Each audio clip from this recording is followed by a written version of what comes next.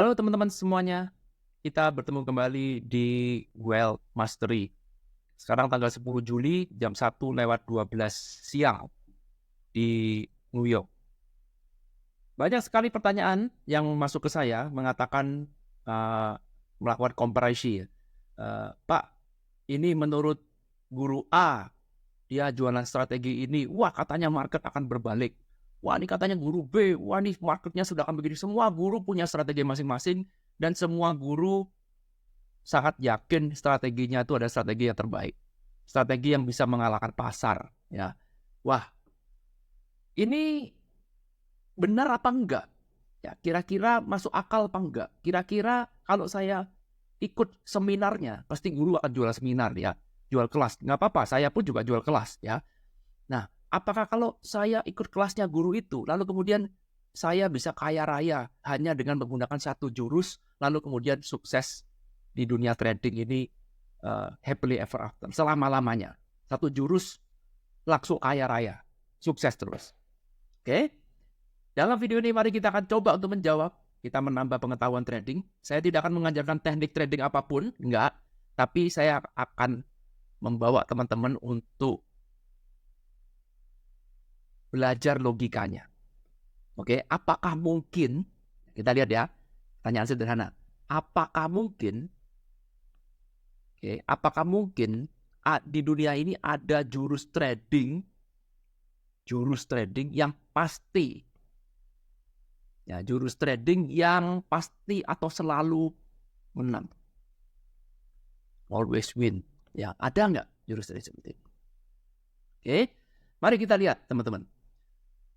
Mekanisme bagaimana orang melakukan trading.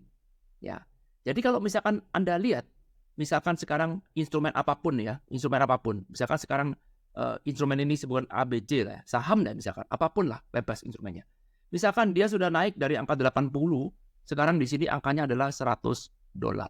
Oke. Nah, sekarang adalah harga $100 ini. Ini adalah harga $1. Oke. Nah, supaya bisa terjadi transaksi, maka harus ada kedua belah pihak. Ya, dua belah pihak. Pihak yang pertama kita sebut sebagai buyer di sini. Pihak kedua adalah sebagai seller. Oke. Orang yang sebagai buyer adalah orang yang optimis. Perhatikan di sini ya, optimis dengan segala macam pertimbangannya bahwa harga itu akan lebih tinggi daripada 100. Jadi kalau misalkan saya beli sekarang, oke, memang dia naik dari 80 ke 100. Kalau saya misalkan beli sekarang di angka 100, maka harga ini mungkin 3 bulan lagi akan jadi 140.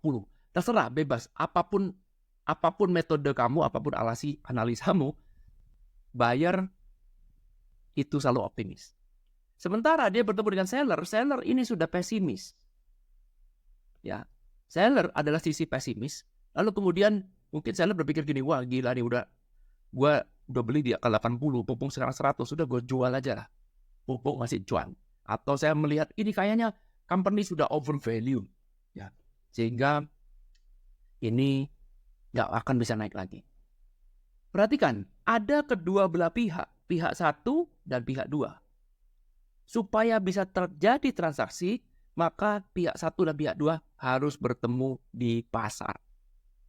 Ya, jadi pasar yang sehat adalah pasar yang terdiri dari dua pihak yang berbeda bumi dan langit.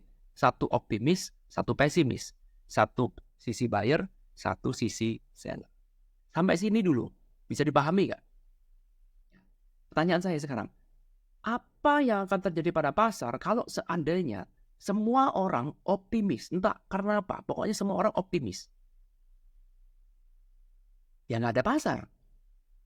Apa yang terjadi kalau semua orang pesimis? Nggak ada pasar. Simple ya. Karena itu dari sini aja sudah terlihat bahwa yang namanya pasar ini akan selalu menjadi fair. Tidak ada yang namanya pasar ideal. Nggak ada. Apa yang dimaksud dengan pasar ideal? Pasar ideal adalah ketika semua orang berbicara dengan satu pendapat yang sama. Yaitu misalkan, kalau ada satu rumus jurus yang pasti menang, lalu kemudian mengatakan bahwa $100 sudah mahal, maka market akan jadi ideal. Gak ada orang yang mau beli di angka 100 kalau semua orang sepakat bahwa 100 adalah harga yang mahal. Oke? Tetapi market itu bisa hidup kalau dia non-ideal. Tidak ideal. Masuk akal? Jadi kalau marketnya ideal, misalkan oke, ini Pak Irwan punya jurus ABC. Wah, Pak Irwan bisa ngelihat dari planet-planet. Saya lihat ini, wah kalau planet ini ketemu planet ini pasti naik. Misalkan, contoh, pasti ya. Udah pokoknya kita tidak mau, pasti naik. Maka seluruh orang di dunia percaya pada jurusnya Pak Irwan. Siapa yang nggak mau cuan? Ya ingat, semua pemain, semua atlet, semua mau menang. Semua mau profit. Ini rumusnya. Mana ada orang masuk ke dunia finansial atau berbisnis atau apapun itu, mereka datang untuk merugi. Nah, tidak ada. Semuanya mau menang, semuanya mau profit dengan segala macam cara. Ya, sehingga kalau sekarang kita lihat di sini, wow, semua orang mau menang ketika dia tahu bahwa Pak Irwan ini punya satu jurus yang pasti menang. Semua orang kulik ilmu itu, semua orang ikut kelas saya, sukses semuanya. Lalu yang kalah siapa? Lalu yang berbeda pendapat dengan saya siapa? Padahal market itu harus ada perbedaan. Jadi berbeda itu boleh nggak? Boleh. Karena itu market yang ideal, yang fair adalah market yang dinamis, teman-teman.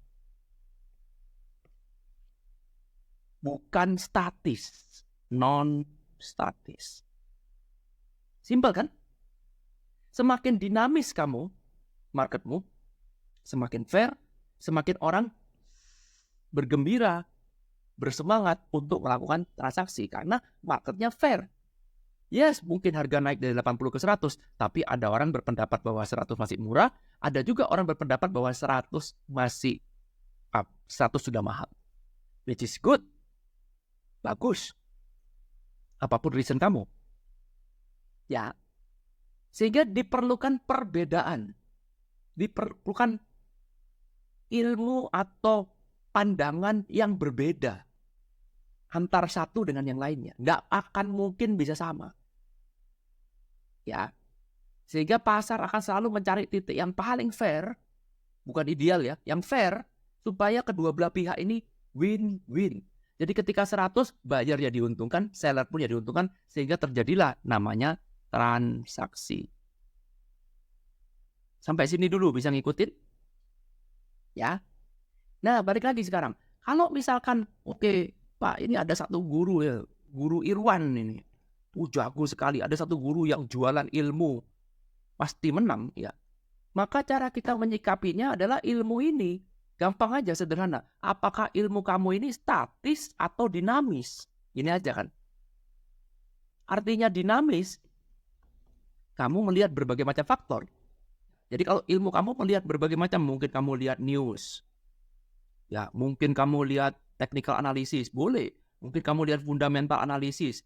Mungkin kamu lihat sentiment analysis. Mungkin kamu lihat option analysis. Kamu lihat dan segala macam kamu lihat. Ini namanya dinamis. Artinya kamu menyesuaikan case by case. Ya, case by case. Tahun 2020 pandemi pada saat itu. Ya, kamu harus beradaptasi dengan kondisi lingkungan pada saat tahun 2020. Tetapi sekarang tahun 2024, keadaannya sudah tidak sama dengan tahun 2020. Kalau kamu masih tetap pakai moving average yang sama terus dengan tahun 2020, ya kondisinya super berbeda. Kamu mengabaikan satu faktor yang lain, hanya mencari jurus pasti, mencari jalan pintas, kamu gak akan bisa sukses. Gampang ya. Jadi ilmunya statis atau dinamis. Jadi kalau kamu sekarang ikut satu guru, jurusnya itu terus dari dulu ya, yang diomongkan cuma itu terus, maka besar kemungkinan itu mungkin kita nggak tahu ya, mungkin itu adalah termasuk ilmu yang statis. Dan ilmu yang statis tidak akan bisa menang dalam market yang dinamis. Catat itu. Ya, ilmu yang statis nggak akan mungkin bisa menang menghadapi market yang dinamis, karena market selalu berubah.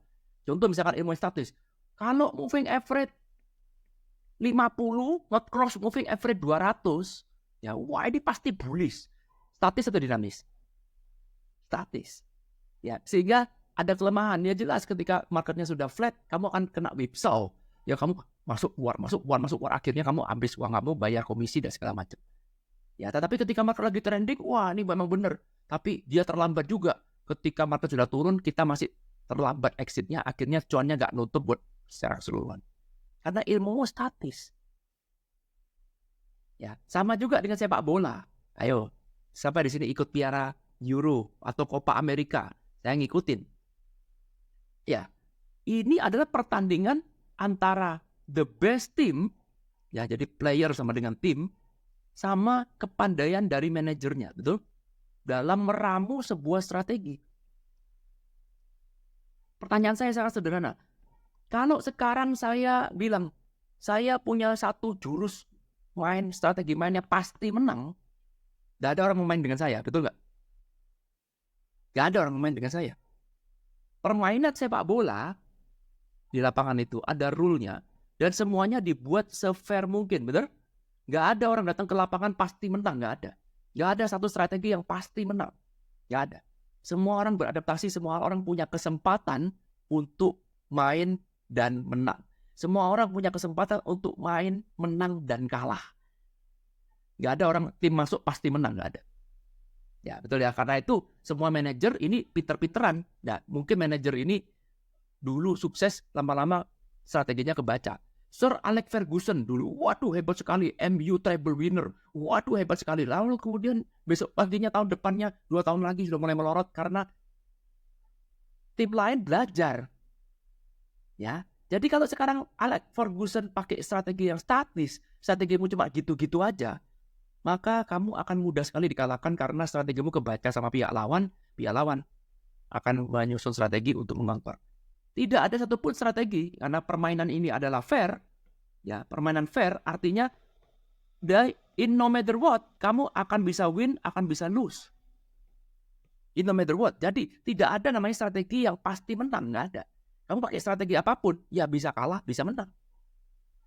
Contoh, masih ingat dulu Spanyol tahun 2000 berapa? 2010 kan. Tiki taka. Wah, hebat sekali ya. Bolanya bisa dak-duk oper-operan. Dia dengan menggunakan modal tiki taka jadi juara Euro, jadi juara dunia. Masih ingat? Saat itu strategi tiki taka sangat-sangat laku ya. Barcelona pakai, mungkin Real Madrid juga pakai. Jadi pemainnya itu memang benar-benar adaptasi dengan tiki taka dan pada saat itu sangat efisien. Pada saat itu. Berapa lama? 1 tahun? 2 tahun? Setelah itu nggak laku. Lalu tiba-tiba Spanyol diajar sama Belanda. Berapa tuh? 6-0, 5-0. Kaget, kok bisa? Karena sudah dipelajari. Kamu kira pemain lain tidur? Kamu kira pemain lain nggak mau menang? Kamu kira manajer lain nggak pengen dapat prestasi? Ya nggak begitu.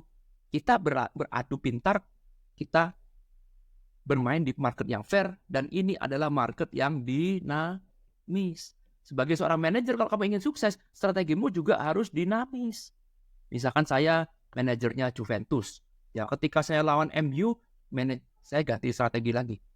Mikir, ini kira-kira pakai apa ya? Pemainnya kan sudah berbeda. Ini bukan seperti minggu kemarin. Mungkin ada beberapa pemain saya yang cedera, kena kartu. Wah, saya harus mikir, ini harus ganti apa kan? Mainnya dinamis. Ketika besok pagi saya melawan AC Milan, wah, saya juga mikir, wah, ini harus gimana? Harus ganti strategi lagi. Harus begini. Itu namanya strategi dinamis. Bukan satu strategi, wes pokoknya tiki taka, hajar semuanya tiki taka. Ini nggak bisa. Atau catenaccio Itali. Catenaccio terus. Nggak bisa. Orang manajer yang hebat, semakin hebat manajernya, semakin kaya ada tanda kutip strateginya, semakin dia jago untuk beradaptasi dengan lingkungan, dengan keadaan pada saat itu. Bukan keadaan kemarin, kita ulang-ulang, lalu kemudian jadi jurus. Tanyalah di dunia ini siapa? Mourinho, the specialist one, dan segala macam. Semuanya pernah gagal. Ya, kelihatannya keren. Wah, kalau misalkan sekarang saya nih Irwan, tiba-tiba saya buka seminar, caranya main sepak bola pasti menang. Kira-kira ada yang percaya? Gak ada yang percaya. Yang percaya ya pemula-pemula, karena berpikir ada sebuah cara pasti menang. Mana mungkin? Orang marketnya sendiri ada aturan main yang fair. Kembali lagi ke pasar finansial, sama juga. Pasar finansial ini adalah fair. Kamu mau harga berapapun di atas atau di bawah, semuanya fair. Kamu ya bisa menang, ya bisa kalah. Karena itu selalu pertimbangkan risiko. Kita ini main untuk manajemen risk. Bukan main tebak-tebakan all in, ya itu siapa yang main Bitcoin kemarin all in, habis itu keringat dingin, gak bisa tidur malam, ya karena all in. Kamu lupa bahwa ada risknya. Siapa bilang Bitcoin mau naik terus? Suatu saat orang yang juga muntah, udah melihat Bitcoin udah sangat tinggi, akhirnya turun. Ya marketnya bisa naik, bisa turun. Sama juga harga emas. Siapa yang dulu pernah ikut Robert Kiyosaki bilang beli emas, tiba-tiba boom, harganya turun. Panik semuanya, wah bingung. Karena kamu ngikut-ngikut. Gak ngerti cara manajemen risk. Itulah kenapa diulang-ulang terus ya. Yang terpenting itu adalah financial knowledge. Ya, sehingga kalau kamu punya financial knowledge, setiap kali ada guru yang menawarkan cara pasti menang, cara pasti menang, kamu akan punya modal untuk memfilter. Kita tidak menghina guru, tidak bilang bahwa guru yang jualan kelas pasti bajingan. Enggak. Saya pun ya jualan kelas. Sama. Cuman satu hal, bahwa sama dengan dunia olahraga, dengan dunia trading, sama-sama. Untuk bisa sukses di sini perlu perjuangan. Bukan ujuk-ujuk pakai indikator goib langsung tiba-tiba kamu kaya raya. Nggak bisa. Udah dicoba pakai robot lah, udah pakai scalping, pakai apa, algoritma, pada segala macam. Udahlah. Ya kalian bukan pemula lagi, kecuali kalian masih pemula, masih tergiur dengan hal seperti itu. Suatu saat kamu akan menyadari ya bahwa at the end kamu sama seperti manajer sepak bola. Seberapa kamu dinamis, seberapa kamu suka dengan bidang ini, itulah yang menentukan. Setiap hari kamu siap untuk belajar ilmu yang baru. Ikut kelas saya 1 tahun belajar ilmu baru terus. Sekarang pun lompat lagi terus. Karena kita harus beradaptasi dengan lingkungan. Itu pun tidak ada jaminan bahwa kamu jadi juara. Semua atlet main badminton, semuanya latihan. Gak cuma kamu yang latihan, semuanya kerja keras. Semuanya ngatur makanan, semuanya bangun pagi. Semuanya latihan fisik. Semuanya sama, bukan cuma kamu yang kerja keras. Semua kerja keras untuk satu tujuan, menang. Prestasi. Hanya karena kamu terus kerja keras, lalu kemudian kamu pikir, wah pasti jaminan sukses. Nggak bisa. Orang lain juga pengen menang. Zero sum game. Itu disebut dengan zero sum game. Sama juga di sini. Dunia market zero sum game. Sama. Adu bitter. Ya. Ini yang disebut dengan financial knowledge. Kita menambah ilmu agar kita tahu, oh ini seperti ini. Oh ini loh. Bener gak? Jangan percaya omongan saya. Coba Anda cerna dulu, di logika dulu. Bener apa enggak? Samakah ilmu main sepak bola, ilmu olahraga dengan ilmu trading? Sama enggak? Dengan ilmu bisnis sama enggak? Jadi kalau dari awal kamu trading cuma untuk cari uang, sudahlah. Kamu akan cuma numpang sukses saja. Ya kamu pernah cuan 1 miliar, kamu pernah cuan 2 miliar, cuma numpang lewat. Setelah itu kamu sport jantung, deg-degan, habis-habisnya lebih parah. Coba deh ada percaya, silakan lihat. Tapi kalau kamu mau konsisten, kamu kayalah dengan pelan, dinamis. Setiap hari siap belajar lagi, kita siap lagi open mind, risk management, main dengan uang kecil, bukan mau buru-buru kaya, mau instan langsung sugih mendadak. Semakin kamu needy, semakin kamu akan terjeblos dalam permainan ini. Udah banyak korbannya. Ya, jadi poin yang mau saya terangkan ada di sini bahwa namanya market fair sangat boleh, sangat wajar dan diharuskan orang itu berbeda pendapat ya mengenai sesuatu. Harga rumah aja ya. Jadi dalam dunia finansial itu tidak ada namanya satu jurus yang pasti menang ya teman-teman. Tidak ada. Ya kan contoh saya punya rumah di sini. Oke. Sekarang mau tanya, saya mau tahu berapa harga rumah saya. Ya, maka rumah saya di appraisal, panggil appraisal. Orang bilang, wah ini mungkin rumahnya Pak Irwan 5 miliar. Ya karena alasan ABC. Kemudian panggil lagi appraisal lain, rumahnya Pak Irwan 5,5 miliar. Oh ada lagi yang bilang, oh rumahnya Pak Irwan cuma 4,8 miliar misalkan. Ya. Lah kok berbeda-beda? Dalam dunia finansial perbedaan ini tidak apa-apa. Bukan berarti tanya mana yang paling benar. Enggak. Semuanya ini bermain dengan namanya estimasi. Oke, sama juga dengan dunia saham. Kalau kamu ingin memberikan value pada satu perusahaan, kita semuanya bermain estimasi. Masing-masing tiap orang punya estimasi berbeda-beda. Kamu dengan Warren Buffett berbeda estimasi. Enggak apa-apa. Justru dari perbedaan estimasi itulah kita terbentuk namanya pasar. Dan kalau kamu jangan pernah bertanya gini, estimasi mana yang paling benar? Namanya juga estimasi. Metode mana yang paling benar? Nggak ada. Tergantung dari persepsimu. Akan membentuk estimasi. Good? Semoga ini bisa memberikan insight ya teman-teman. Menjawab ya, semoga bisa terjawab. Jadi kalau Anda lihat ada guru-guru yang menawarkan indikator goib, strategi yang wah muluk-muluk, yang manis-manis, sekarang Anda sudah tahu ya kira-kira faktanya seperti apa. Ya, jadi poin paling penting adalah seperti ini, ilmu yang statis tidak akan bisa sukses bermain di market yang dinamis. Untuk bisa sukses di dunia market yang dinamis, maka strategi kamu juga harus dinamis. Thank you udah nonton video ini. Semoga bisa memberikan insight. Ketemu lagi di Wealth Mastery selanjutnya.